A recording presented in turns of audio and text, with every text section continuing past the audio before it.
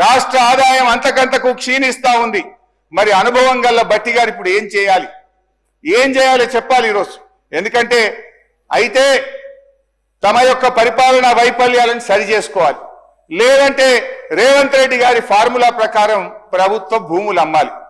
ఏనుముల వారి పాలనలో మరి ఎన్ని భూములు కథం పట్టిస్తారో తెలియదు అధ్యక్ష. ఎందుకంటే అధ్యక్ష, గచ్చిబౌలిలో 400 ఎకరాలను వేలం చేయడం ద్వారా 30,000 కోట్లు రాబట్టాలని నిర్ణయించారు.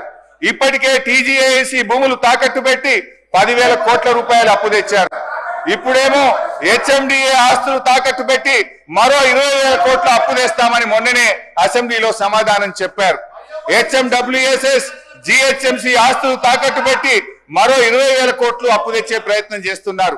హౌసింగ్ బోర్డు భూములు అమ్మకం ఇప్పటికే షురు అయిపోయింది. నాడేమో ప్రభుత్వ భూములు పెద్దలు ఇచ్చిన ఆస్తని, జాతి సంపదని, చచ్చిపోతే బొంద పెట్టడానికి జాగుండదని రేవంత్ రెడ్డి గారు చాలా గొప్పగా సుభాషితాలు చెప్పారు.